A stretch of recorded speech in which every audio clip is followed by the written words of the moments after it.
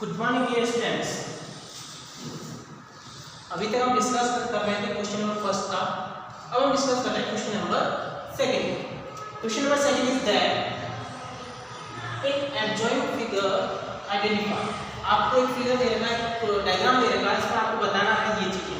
सबसे पहले क्या बतानी है, पेयर ऑफ कॉरेस्पॉन्डिंग एंगल। आपको ध्यान में रखना है ए बी और गिवन है आपको AB is parallel A is parallel B। A और B पैरेलल है और ये C जो लाइन है इसको क्या कर रही है, इंटरसेक्ट कर रही है। इसका मतलब जो C लाइन है वो हमारी क्या है, ट्रांसवर्सल लाइन। ठीक है, अब सबसे पहले बताना है pair of corresponding angles. Corresponding angles कौन कौन से होंगे, तो मैंने बताया था जहां पे F की शेप बनती है वो कॉरेस्पॉन्डिंग एंगल होते हैं। तो एंगल 1 का कॉरेस्पॉन्डिंग कौन होगा, एंगल 5। Angle 1 and angle 5। ठीक है, दूसरा एंगल 2 का कॉरेस्पॉन्डिंग कौन होगा, angle 6। Angle 2 and angle 6। Angle 4 का कॉरेस्पॉन्डिंग कौन होगा, एंगल 8। तो एंगल 4 का कॉरेस्पॉन्डिंग एंगल 8 और एंगल 3 का कॉरेस्पॉन्डिंग कौन होगा, एंगल 7। अभी मैंने आपको कॉरेस्पॉन्डिंग एंगल्स के बारे में बताया था, तो कॉरेस्पॉन्डिंग एंगल को वापस अच्छे से देखना है। ठीक है, अब बताना है pair of alternate interior angles. Interior alternate बताना है कि लाइंस के बीच में बन रहा है। अल्टरनेट आ रहा मतलब कौन सी शेप बन रही है, जेड शेप बन रही है। तो यहां देखो सबसे पहले ये बन रही है जेड शेप। एंगल 3 और एंगल 5, तो सबसे पहला होगा एंगल 3 और एंगल 5। दूसरा इधर देखो जेड उल्टा बन रहा है, एंगल 2 एंड एंगल 8। तो angle 2 and angle 8 are interior alternate angle. ठीक है भाई, आगे बात करते हैं pair of interior angle on the same side of transversal. Transversal lines के सेम साइड में बने हुए इंटीरियर एंगल की बात करनी है। ट्रांसवर्सल लाइन कौन सी है, ट्रांसवर्सल लाइन ये है, इसके अंदर एक तो बन रहा है एंगल 2, दूसरा बन रहा है एंगल 5, इधर एंगल बन रहा है अंदर की तरफ एंगल 3 और एंगल 8। सिर्फ इंटीरियर एंगल की बात करनी है, एक्सटीरियर एंगल की बात नहीं करनी है। तो क्या क्या लिखेंगे, एंगल 2 इसके साथ में कौन आ रहा है, एंगल 5। एंगल 5 और दूसरा कौन है, एंगल 3 इसके साथ कौन आ रहा है, एंगल 8। ये हो गया इंटीरियर एंगल्स की बात। ठीक है, एक क्वेश्चन आपसे और पूछ रहा है, इसको मैं साफ कर देता हूं। वो आपसे ये पूछ रहा है vertically opposite angle. Fourth part है आपका जो पूछ रहा है आपसे वर्टिकली ऑपोजिट एंगल। तो मैंने आपको बताया था जब क्रॉस बन रहा होगा वहां पे दोनों वर्टिकली ऑपोजिट एंगल क्या होते हैं, इक्वल होते हैं। तो यहां आ जाते हैं, पहले इसको भूल जाते हैं, इसको देखते हैं। यहां एक क्रॉस बन रहा है, एंगल 1 का ऑपोजिट कौन है, एंगल 3। तो angle 1 and angle 3 are vertically opposite. ऐसे कैसे, एंगल 4 और एंगल 2 भी क्या है, ऑपोजिट में आ रहे हैं। तो एंगल 2 का वर्टिकल कौन है, एंगल 4 है। यहां बात करते हैं एंगल 5 का वर्टिकल कौन है, एंगल 7। तो एंगल 5 और एंगल 7 क्या है, वर्टिकली ऑपोजिट है। ऐसे कैसे, एंगल 6 का वर्टिकली ऑपोजिट कौन है, एंगल 8 है। तो angle 6 is vertically opposite angle 8। तो ये था हमारा क्वेश्चन नंबर सेकंड।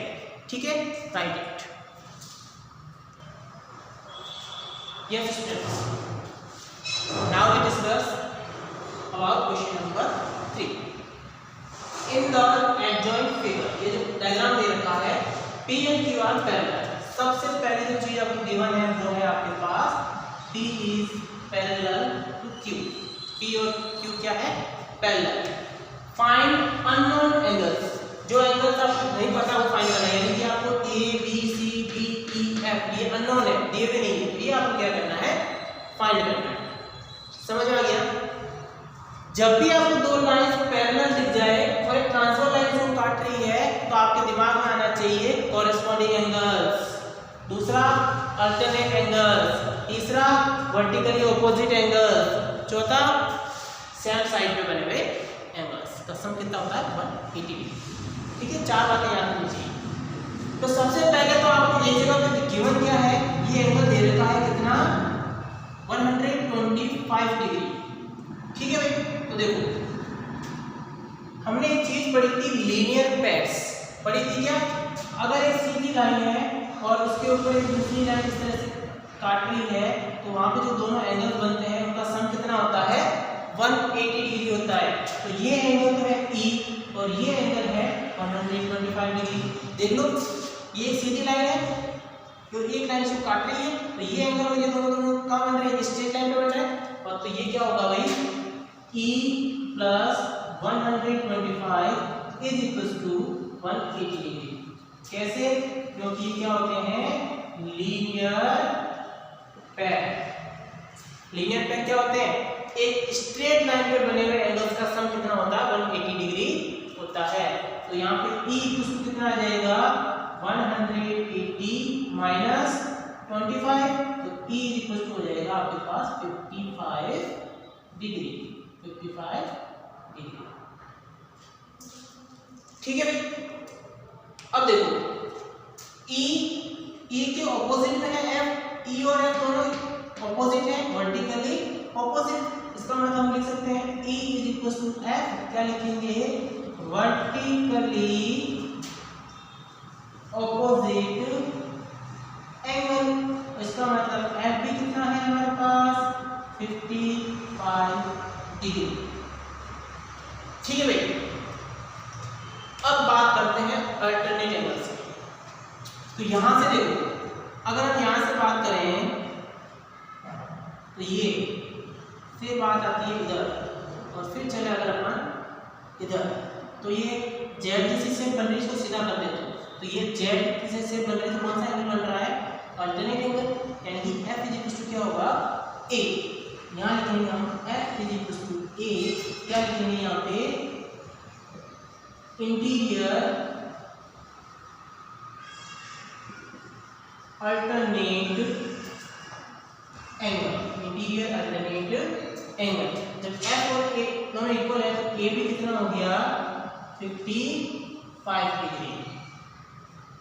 अब A के ऑपोजिट में कौन है? A के ऑपोजिट में है C। तो A और C भी क्या होंगे? Equal. A is equal to C vertically opposite angle. तो C भी कितना आ गया? 55 डिग्री। तो बचा कौन? B और D। अल्टरनेट में बात करते हैं अगर हम, ठीक है, तो C ये E जो है वो किसके इक्वल होगा? C के। भाई जो E है वो C के इक्वल होगा क्या? चलो ऐसा मतलब अपन कर लेते हैं कॉरेस्पॉन्डिंग एंगल की बात। इस तरह से बना हुआ है, ये लाइन से काट रही है। यहाँ पे आ रहा है F। कौन आ रहा है? F। और यहाँ आ रहा है C। F और C इक्वल हो गए। हमें बात करनी है B की। इस तरह से यहाँ पे बन रहा है 125 डिग्री और यहाँ पर बन रहा है D। तो ये F बन रहा है क्या? दोनों लाइन के एक ही तरफ आ रहे हैं, तो ये कौन सा है? Corresponding angle. तो हम यहाँ लिख सकते हैं, इसको थोड़ा मिला देता हूँ, एंगल कौन सा फाइंड कर रहे हैं? D। यहाँ पे क्या होगा?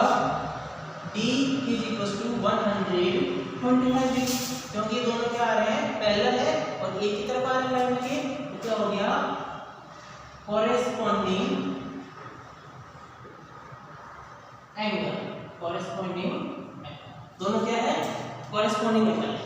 ठीक है भाई। अब जब D इक्वल है तो D का ऑपोजिट कौन है? B।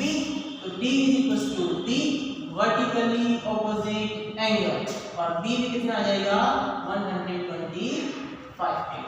तो जो जो हमें चाहिए था हम सब ने क्या कर दिया? फाइंड कर दिया। ठीक है भाई। अब देखते हैं क्वेश्चन नंबर 4।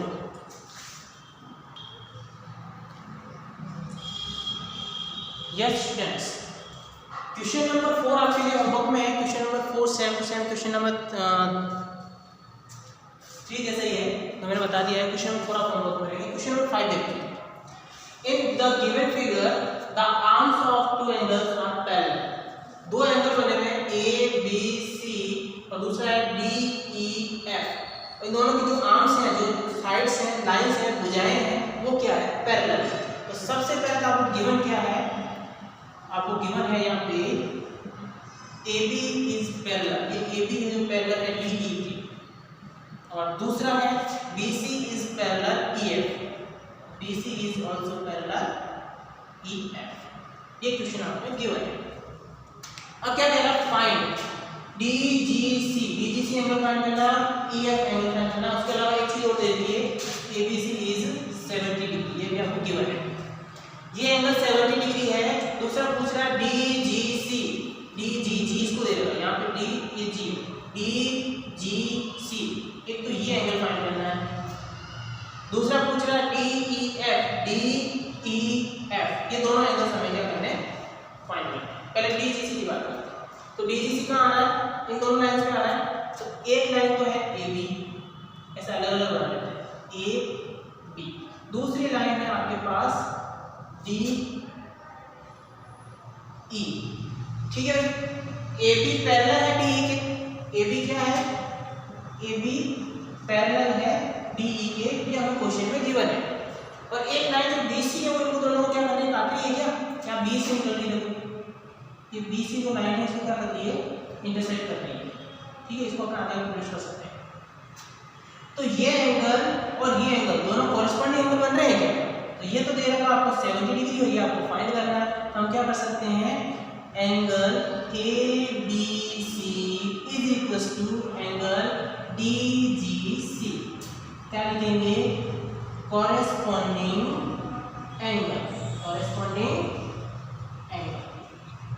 ठीक है।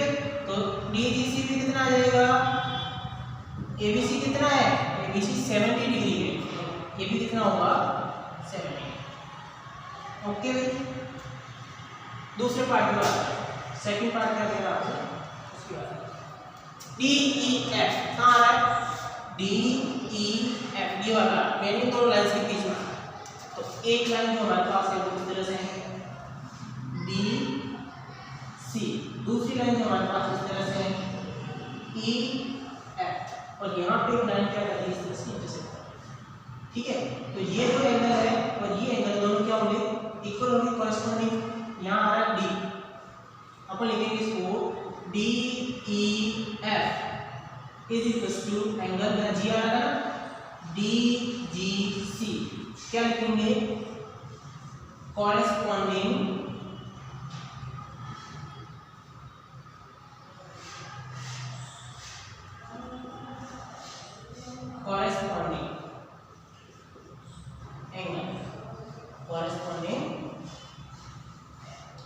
अब DGC कितना फाइंड किया हमने, DGC 70 फाइंड किया है, तो DEF भी क्या होगा, 70 डिग्री होगा।